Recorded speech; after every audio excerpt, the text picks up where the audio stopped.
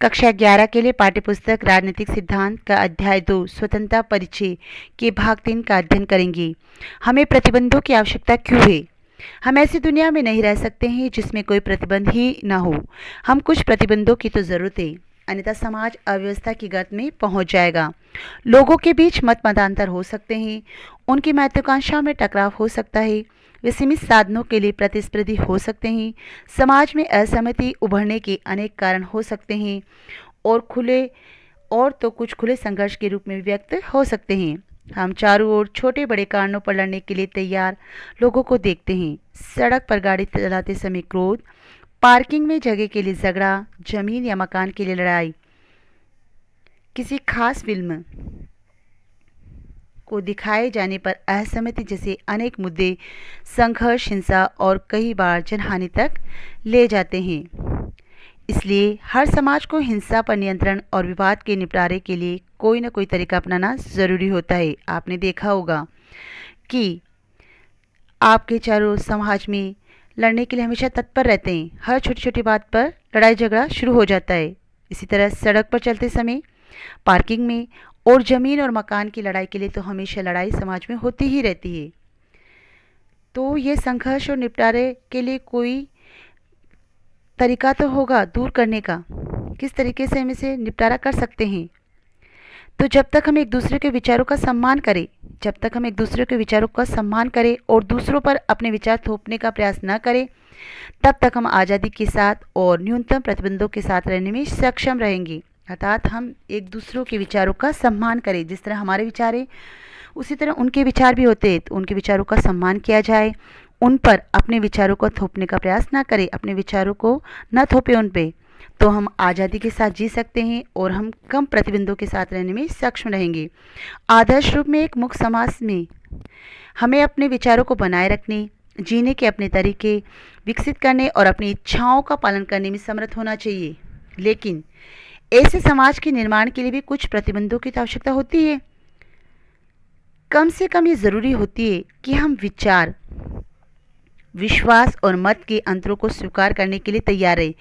कभी कभी हमें लग सकता है कि हमारी प्रबल आस्थाओं के लिए ज़रूरी है कि हम उन सब का विरोध करें। कभी हमें लगता है कि जो हमारे पर प्रतिबंध है हम उनका विरोध करें कि हमारे पे ये रोक क्यों लगाई जा रही है, और हमारे विचारों को खारिज करते हैं। वो हम जो करना चाहते हैं वो हमें नहीं होने देते, तो हमें अच्छा नहीं लगता, हम उसका विरोध करते हैं या उनसे अलग राय रखते हैं। हम कुछ विचार या जीवन शैली अस्वीकार्य या अवांछित लग सकते हैं। ऐसी स्थिति में कुछ ऐसे कानूनी और राजनीतिक प्रतिबंध होने चाहिए जिनसे ये सुनिश्चित हो सके कि एक समूह के विचारों को दूसरों पर आरोपित किए बिना आपसी अंतरों पर चर्चा और वाद विवाद हो सके। बदतर स्थिति में हमें किसी के विचारों से एकरूप हो जाने के लिए बाध्य किया जा सकता है। ऐसी स्थिति में हमें अपनी स्वतंत्रता को बचाने के लिए कानून के संरक्षण की और भी ज़्यादा ज़रूरत होती है। हमें किसकी ज़रूरत होती है? कानून की। हालांकि महत्वपूर्ण सवाल यह पहचानना है कि स्वतंत्रता पर कौन सा प्रतिबंध आवश्यक है और औचित्यपूर्ण है और कौन सा नहीं। कौन सी सत्ता औचित्यपूर्वक है, यह कह सकती है कि क्या किया जा सकता है और क्या नहीं, और क्या हमारे जीवन के कुछ क्षेत्र और कार्य ऐसे हैं जिन्हें सभी बाहरी प्रतिबंधों से मुक्त छोड़ दिया जाना चाहिए। इसमें स्वतंत्रता के बारे में नेताजी सुभाष चंद्र के विचार को सुनिए। यदि हम विचारों में क्रांति लाना चाहते हैं तो सबसे पहले हमारे सामने एक ऐसा आदर्श होना चाहिए जो हमारे पूरे जीवन को एक उमंग से भर दे। ये आदर्श स्वतंत्रता का है। किसका है? स्वतंत्रता का। लेकिन स्वतंत्रता एक ऐसा शब्द है जिसके बहुत सारे अर्थ हैं। हमारे देश में भी स्वतंत्रता की अवधारणा विकास की एक प्रक्रिया से गुजरी है। स्वतंत्रता से मेरा आशय ऐसी स्वांगीण स्वतंत्रता से है जो व्यक्ति और समाज की हो। किसकी हो? व्यक्ति और समाज की हो। अमीर और गरीब की हो, स्त्री और पुरुष की हो, तथा सभी लोगों की, सभी वर्गों की हो। इस स्वतंत्रता का मतलब न केवल राजनीतिक गुलामी से मुक्ति होगा, बल्कि संपत्ति के समान बंटवारा, जातिगत अवरोधों और सामाजिक असमानताओं का अंत तथा सांप्रदायिकता और धार्मिक असहिष्णुता का सर्वनाश भी होगा। यह आदर्श व्यवहार कुशल स्त्री पुरुषों को स्वप्न सरीका लग सकता है, लेकिन केवल यही आदर्श आत्मा की भूख मिटा सकता है। हानि सिद्धांत। इस सवाल का संतोषजनक जवाब देने के लिए हमें प्रतिबंध सीमा आरोपित करने की क्षमता और उनके परिणामों से जुड़े मुद्दों को देखना होगा। हमें एक और मुद्दे पर ध्यान देना होगा जिसे जॉन स्टुअर्ट मिल ने अपने निबंध ऑन लिबर्टी में बहुत प्रभावपूर्ण तरीके से उठाया। राजनीतिक सिद्धांत के विमर्श में इसे हानि सिद्धांत कहा जाता है। आइए मिल के कथन को उसी शब्दों में पढ़ें और समझने का प्रयास करें। सिद्धांत यह है कि किसी के कार्य करने की स्वतंत्रता में व्यक्तिगत या सामूहिक रूप से हस्तक्षेप करने का इकलौता लक्ष्य आत्मरक्षा है। सभ्य समाज के किसी सदस्य की इच्छा के खिलाफ शक्ति के औचित्यपूर्ण प्रयोग का एकमात्र उद्देश्य किसी अन्य को हानि से बचाना हो सकता है। मिल ने यहाँ एक महत्वपूर्ण विभेद को सामने रखा। मिल ने स्वसंबद्ध और परसंबद्ध कार्यों में अंतर बताया। स्वसंबद्ध वे कार्य हैं जिनके प्रभाव केवल इन कार्यों को करने वाले व्यक्ति पर पड़ते हैं, जबकि परसंबद्ध कार्य वे हैं जो कर्ता के अलावा बाकी लोगों पर भी प्रभाव डालते हैं।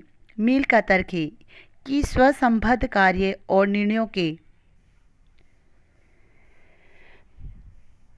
भारत में संवैधानिक चर्चाओं में ऐसी न्यायोचित सीमाओं के लिए औचित्यपूर्ण प्रतिबंध पद का इस्तेमाल किया गया है। कुछ प्रतिबंध लगाए जा सकते हैं, लेकिन ज़रूरी है कि वे समुचित हो और उन्हें तर्क की कसौटी पर कसा जा सके। ऐसे प्रतिबंधों में न तो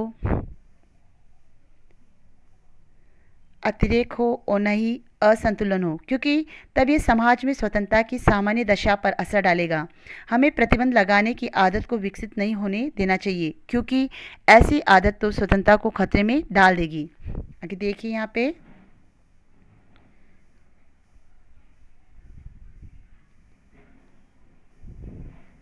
उदारवाद हमें क्या कहते हैं। उदारवाद, जब हम कहते हैं कि उसके माता पिता बड़े उदार हैं, तब हम अक्सर यह कहना चाहते हैं कि वे बड़े सहनशील हैं।